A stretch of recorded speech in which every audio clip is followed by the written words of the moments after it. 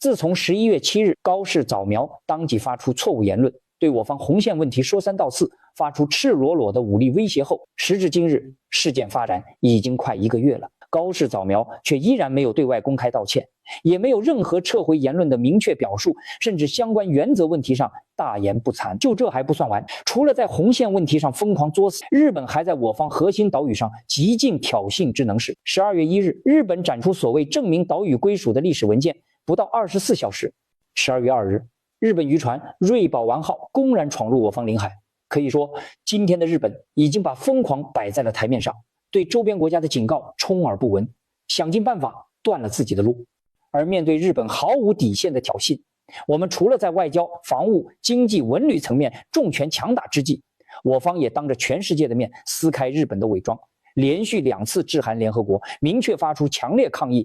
当众指出高市早苗言论的严重危险性，并且呼吁世界各国用行动捍卫世界反法西斯战争的胜利果实。就在这个关键的档口，高市早苗不到24小时又收到了3个坏消息，直接预示着中日这场争端可能会在近期结束。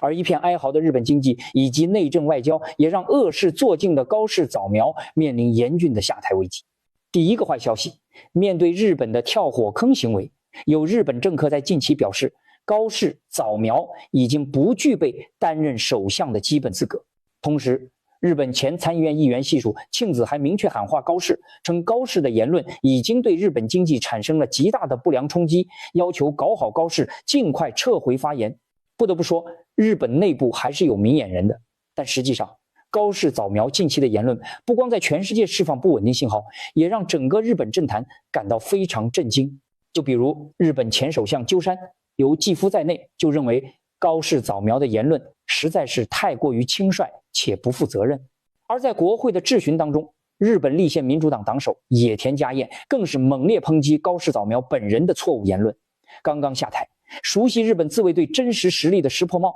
也对高市早苗的言论发表不满。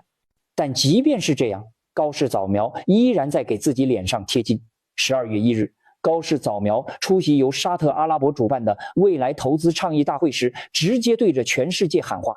希望全世界都把投资集中在日本身上。不得不说，高市的发言简直是既荒诞又可笑。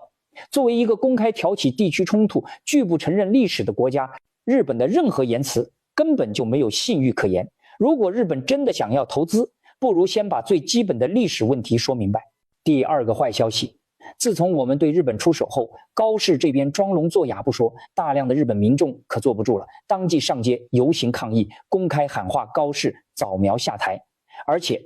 民众对高市的不满还在呈现扩张态势，从首相官邸门前的抗议到各大城市的集会，再到网络抗议，可以说高市早苗的行为终于也在日本内部引起众怒，而且对着我方重拳的力道逐步在日本内部蔓延。可以预见的是，参加抗议的日本民众只会越来越多。第三个坏消息，当地时间12月1日凌晨，日本石兰市的一家钢铁厂发生爆炸，随后引发大火。要知道，钢铁是日本国内的重工业核心产业之一，这一次的钢铁厂爆炸意味着日本的经济再次遭受重创，再加上高市早苗大撒钱一般的经济政策导致的股债汇3路下行，日本的经济已经进入了阵痛阶段。可更让高市受不了还在于政坛，近期日本媒体曝光了高市早苗本人的大量政治现金案，而日本自民党的痛点就是大量的黑金政治。高市不仅不顾民众反对，大量启用涉及黑金案的议员，现在连他自己都牵涉黑金。可以预见的是，如果此次黑金风波持续发酵，势必让本就在日本国会参众两院不占优势的高市进一步受到质疑，届时其他在野党自然不会放过高市。除了日本内部的一连串麻烦，美国总统特朗普对高市早苗的做法也是极其不满意，尤其是在特朗普计划访问我方的这个关键档口，高市早苗的行为直接破坏了美国当下的亚太战略政策。所以特朗普在和我方通电话后，就直接和高市早苗通了电话，要求日本方面不要在红线问题上挑衅我们。如今的日本已经亲手把自己推向了内外交困的窘境。不得不说，日本首相高市早苗的各种行为越来越抽象。面对我方划出的红线，高市早苗不仅不反思道歉，反而要强闯我方红线。面对日本这种把疯狂进行到底的行为。我们在联合国上当着190多国的面，直接对日本发出最后通牒。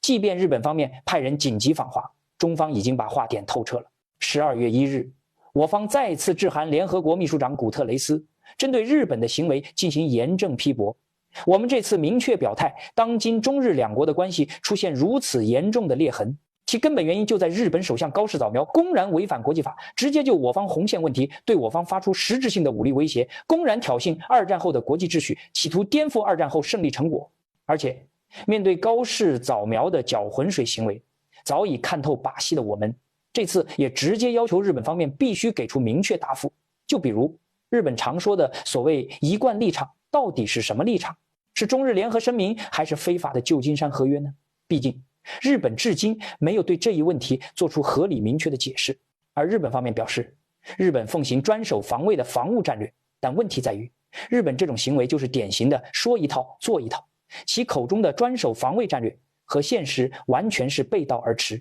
为什么这么说呢？首先，高市早苗对我们发出的武力威胁就已经和日本自己的和平宪法相去甚远，因为日本宪法第9条中明文规定，永远放弃以战争与武力威胁作为解决国际争端的手段。这就是说，日本没有主动发动战争的权利。试问高市早苗企图武力干预我方内政的言论到底是什么意思呢？而且高市早苗不仅嘴上说着防务问题，私底下也在想尽办法给自己松绑。现如今日本方面正在大规模扩军备战，连续13年增加防务费用的同时，日本呢还计划购买上百枚战斧巡航导弹。同时日本内部还在不断扩充自己的军工制造能力，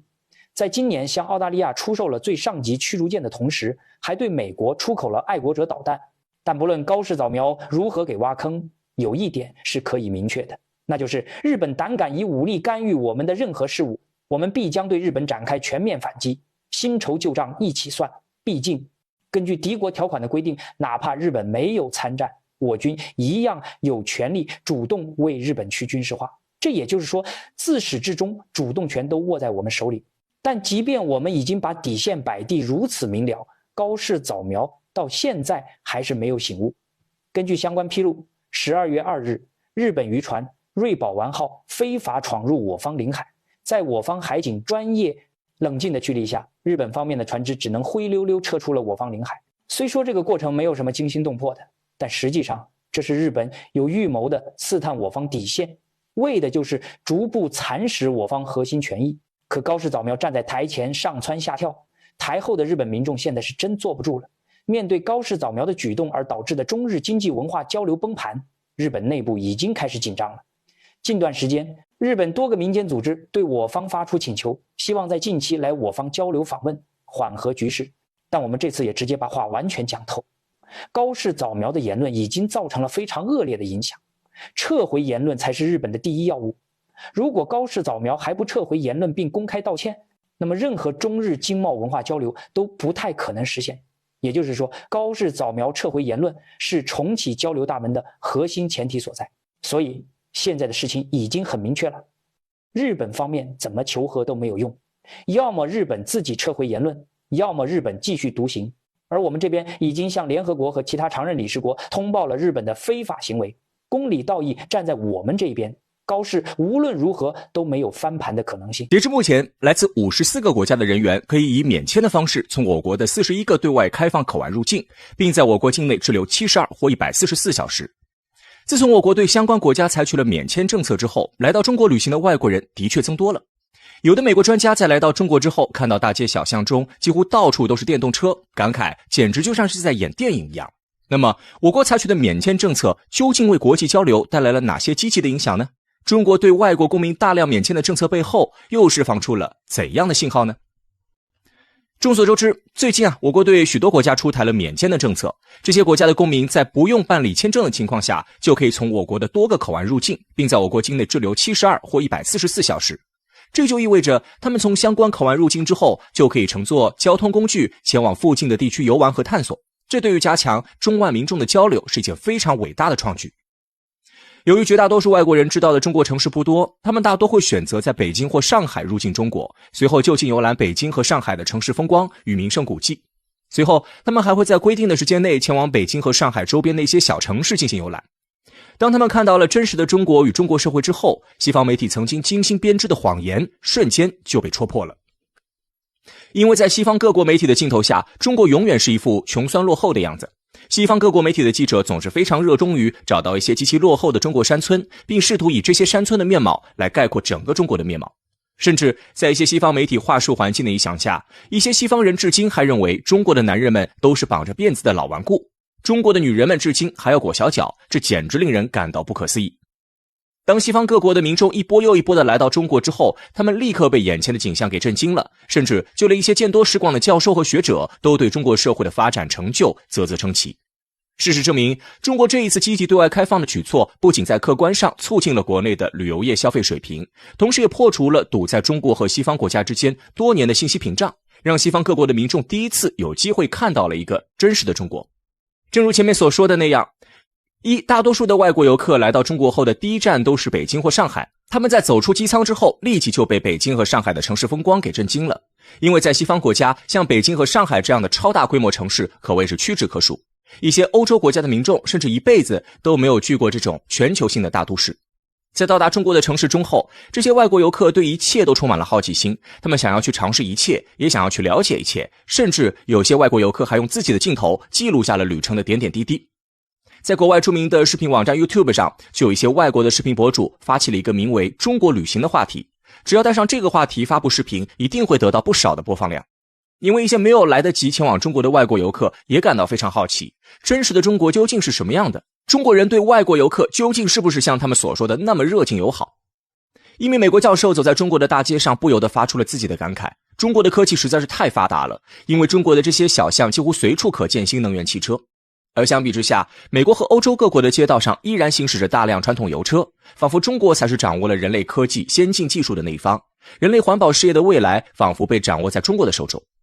一些外国游客在品尝了中国的酱香饼之后，瞬间露出了极其满意的神色。他们称中国的酱香饼是人间美味，甚至有人跨越大半个上海，就是为了买到其他博主推荐的酱香饼。有一些外国博主甚至突发奇想，将酱香饼打包带上了飞机，因为他们并不希望自己的家人错过这种美味的中国食物。如果有机会的话，他们还会来中国再进行一次探险。一位来自加拿大的博主就感慨道，中国的美食文化应该是最具有包容性的文化之一了，因为在中国各种口味和饮食习惯的人几乎都能够找到自己喜爱的美食，这在一些欧洲国家是根本不可想象的。还有一对来自美国的夫妻用自己的镜头记录下了北京民众的日常生活，他们很快就被北京当地居民热情好客的态度所感染，他们认为中国人的好客态度要比西方人强多了。当然，由于中国和西方各国在文化和生活习惯上的差异，不是每一个外国博主来到中国都能够迅速适应中国的生活的。事实上，中国的一些生活细节也的确令他们产生了一些不适感。比如，一些外国博主在自己拍摄的视频中就抱怨中国街头的监控摄像头实在是太多了，但渐渐他们也理解了中国政府的这种安排，因为监控摄像头会降低犯罪事件发生的可能性。如果中国没有这些监控摄像头，中国的治安环境很有可能就会和欧洲各国处在同一水平线上，那对于所有人来说将会是一场彻头彻尾的灾难。另外，还有一些外国博主认为中国的移动支付并没有那么方便，但当他们体验了一段时间的移动支付之后他们也逐渐习惯了中国人的生活方式。事实证明，中国人已经习惯的移动支付的确能够降低资金被盗的可能性。对于普通的市民而言，移动支付带来的便利条件的确深深地改变了每一个人的生活。这些外国博主对中国的赞美之词甚至还传到了外交部发言人的耳朵里。在外交部的例行记者会上，我国外交部发言人毛宁女士就对这些外国博主的言论做出了回应。而与此同时，人们也发现了中国政府做出这一系列安排的深刻用意。中国对各国民众采取免签政策的这一招，真可谓是一个无法破解的顶级阳谋。最近一名网名叫宝宝熊外国网红因为一句 City 不 City 的发言，就在中国的互联网上吸粉无数。他的话甚至还惊动了中国外交部发言人毛妮女士。毛妮女士在7月初举行的一场外交部例行记者会上就明确指出，我也刚刚了解到这个词的新用法。很高兴看到外国朋友们在中国享受美景美食，亲身感受生动真实的中国。毛妮女士还指出，随着中国不断放宽入境政策，越来越多的外国朋友能够更便利地来华观光旅游。今年前5个月，入境外国人超过了1200万人次，其中免签入境超过700万人次。端午节假期期间，外国人出入境人次同比增长了 57%。其实，中国对外国公民采取免签入境政策，就是想让更多的外国人看到一个真实的中国。这不仅有助于打破西方各国媒体塑造的信息茧房，同样有助于中国在与西方各国的博弈中占据上风。在冷战期间，美国就曾经通过大量吸引苏联留学生的方式，让苏联的年轻人看到美国和西方国家的优越生活，从而让他们产生对美国社会以及价值观的认同感。最终，美国的确用这一套手段让苏联从内部实现了瓦解。但当初的美国人恐怕做梦也不会想到，几十年后的中国居然会将同一套手段复制到他们的身上。一旦有越来越多的西方国家公民见识到了中国的优越生活与中国社会的优越之处，那么他们与西方各国政府之间的矛盾就会进一步加深，西方各国的反华攻势在这个时候也就不攻自破了。偏偏在这个时候，中国和西方各国都非常需要展开对外交流活动。面对中国的这个顶级阳谋，美国和其他的西方国家可谓是毫无还手之力。在不知不觉之间，中国的国际形象就迎来了天翻地覆的改变。那些亲身感受过中国社会生活的外国游客们，会化身为中国在国际社会中的宣传员，不断地向全世界展示着中国先进和优秀的一面，并将西方各国媒体编造的谎言一一击破，将真相摆在人们的面前。中国从来就不希望与任何国家为敌，中国的发展也不会成为任何国家的威胁，我们只是希望在发展自身实力的同时，促进与各国人民的友好往来与平等合作。当前，中国政府采取的一系列积极手段，正是为了促进各国人民相互了解、相互合作的国际大局。也只有当前中国采取的手段，才能够真正的让这个世界实现互知互联、相知相通的目标。中国无疑已经走在了世界开放和交流的最前沿，未来中国开放的脚步必将会越走越快，中国对外交流的大门也一定会越开越大。这不仅是独属于中国人的浪漫，同样也是属于全世界人民的一桩盛事。在中国和各国有识之士的共同努力之下，世界人民大团结的口号终有一天会成为人们看得见摸得着的现实。而我们当下所做的这一切，也正在让我们离那个人类社会的终极目标越来越近。20世纪80年代，中国政府首次提出中等发达国家概念，并提出长达半个世纪之后的宏伟目标，即中国将在2035年之前迈入中等发达国家行列。自此，朝着发达国家行列迈进，成了几代国人持之以恒的前进目标。时至今日，距离2035年只剩下10余个年头，中国依然在朝着中等发达国家砥砺前行。那么，步入发达国家行列，我们的前方还剩下哪些阻碍？首先，在评判一个国家是否步入发达国家行列之前，要先辨清一个关键问题，那就是什么叫真正意义上的发达国家。目前，全球相对公认的发达国家共有30多个，大部分分布在欧洲，它们大多是兴起于大航海时代的最早一批资本主义国家。但对发达国家的范畴，远不是凭借简单的地域、历史、经济所能界定。全球共有10多个评选发达国家的权威机构或组织，他们每年评选的国家大体相同，但并非完全一致。具体到某项指标或数值，更没有定论可言。人均 GDP 大小、民众生活指数高低，又或者是工业化、现代化水平，都可能是，也可能不是决定一个国家是否迈入发达行列的必要因素。但仅就通俗意义上来讲，发达国家往往指那些普遍拥有较高人均 GDP、工业化水准、生活品质的国家。在以上3大关键指标中，目前困扰中国最大的无疑是人均 GDP。人口作为社会生产环节中必不可少的要素，向来被视作最宝贵的资源。可人口同样是一把双刃剑，尤其是对于中国这样的人口发展大国。改革开放以来，中国凭借庞大的人口基数吃足了红利，承接来自发达国家的大规模产业，大批劳动力迅速走上岗位，创造出数量可观的 GDP， 快速拔高中国的经济数值。基于大规模人口涌现出的批量人才，构成了中国一代又一代向前发展的人力要素基石。但与此同时，大规模人口基数也让中国的人均 GDP 迟迟提不上去。2010年，中国成为第2大经济体 ，GDP 规模达 5.8 万亿美元，但同年的人均 GDP 尚不足5000美元，全球排名116位。2023年，中国 GDP 总量达 17.89 万亿美元，但人均也仅有 1.5 万美元，全球排名71位。倘若按照 GDP 总量排名，中国早已步入发达国家行列，而这也是很多西方国家将中国推上发达国家行列的原因。可反观人均 GDP 体量，中国距离真正的发达国家显然还有一段距离要走。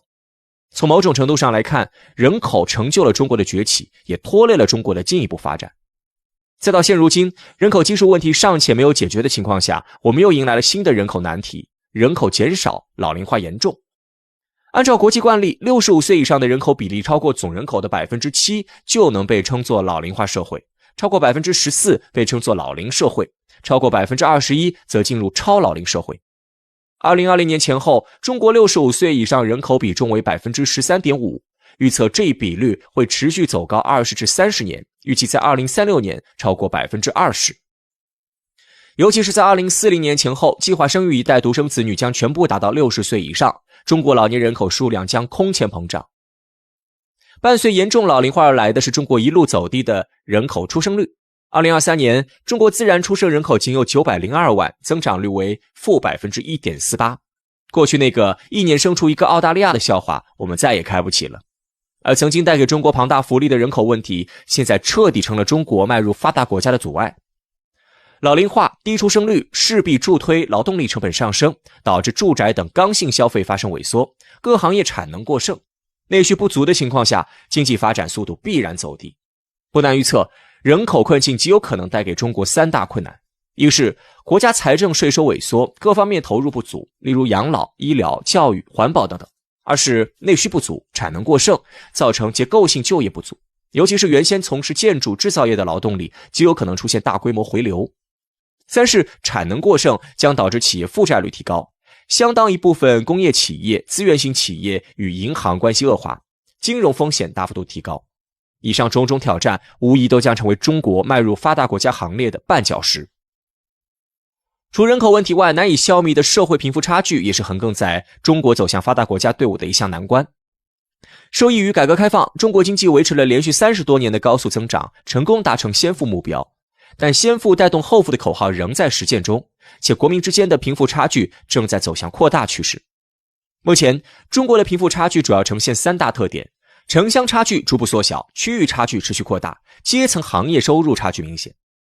首先，近年来中国城乡发展差距虽仍有一定距离，但已经有所缩小。2023年国民经济统计报告显示，我国人均可支配收入为 3.92 万元，城镇居民可支配收入 51,821 元，增长率 4.8%， 农村 21,691 元，增长率达到 7.6%。站在消费角度，2023年全国人均消费增长 9.2%， 城镇消费增长 8.6%， 农村增长 9.2%。总体来看，城乡居民总体收入与消费仍有2倍以上的差距，但差距正呈逐步缩小趋势。中国2019年统计年鉴数据显示，从2013至2018年，中国经济最发达的东部地区与全国其他地区的平均收入差距，从2013年的 7,966 万增加到了2018年的 12,538 元。地区间的收入差距不但没有缓和趋势，反而逐步扩大。2022年，东西部地区居民人均可支配收入比例稍有缓解，从上一年的 1.62 降低至 1.61， 但也仅仅是下降了 0.01， 区域收入差距过大的态势并无明显改善。最后，中国各行业存在收入差距过大的情况，这一问题甚至比西方国家还要严重。当下，中国的工人、农民、知识分子、商人等不同行业之间均存在较大收入差距。数据显示，2018年中国各行业平均年收入为 8.24 万元，其中收入最低的农林牧渔行业年平均收入仅为 3.64 万元，而从事软件编程的信息技术行业均薪则高达 14.77 万元，最高者与最低者相差 4.1 倍。2016年这个比例为 3.6 倍。2017年，中国最富有的 20% 国民占据了整个社会 45% 的财富，这个数值已经无限逼近美国，超过了英法德一众发达国家。同期，中国收入最低的 20% 民众仅占据社会财富的 4.2%， 较大的贫富差距势必引发一系列连锁反应，而对中国迈入发达国家行列最直接的影响是，民众幸福指数会持续走低，进而拉低中国各项指标的平均数值。除人口与贫富差距问题，中国的产业结构创新升级无疑是我们成为发达国家之前必须攻克的另一难题。改革开放以来，中国凭借承接西方世界的产业转移，享受了一大波产业红利，并实现了国家工业化、现代化的迅速建设。但随着中国劳动力成本的提高，科学技术的创新发展，产业调整升级势在必行。目前看来，中国要想迈过这一难关，尚有一系列难题需要攻克。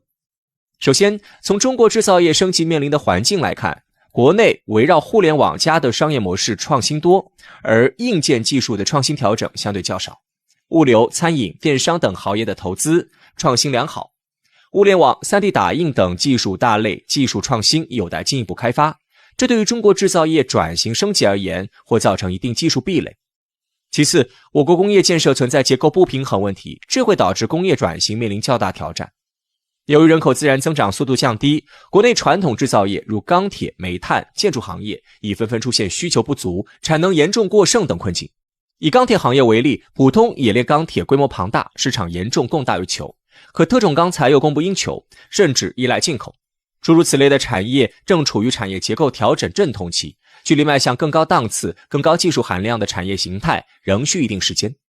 最后，传统产能行业调整依然受困于人往哪里去，钱从哪里来，需求找不到出处的制约，且大部分产能行业均为国有企业，这些行业的产业调整和推进方向必须要立于以上3个问题基础之上，这也就造就了现如今中国产业调整任重道远的情况。步入发达国家行列是中国半个世纪以来的夙愿。仅从综合国力、GDP 规模等数值上看，中国毫无疑问早已成为全球最发达的少数几个国家。奈何受限于人口老龄化与低出生率难以消弭的贫富差距，正处于阵痛期的产业调整，中国彻底摆脱发展中国家的帽子仍有一段路要走。但从当下各方面发展势头来看，不管是人口难题，还是贫富差距困境，又或者是产业调整挑战，都在朝着好的方向发展。中国位列发达国家名单也只是时间问题。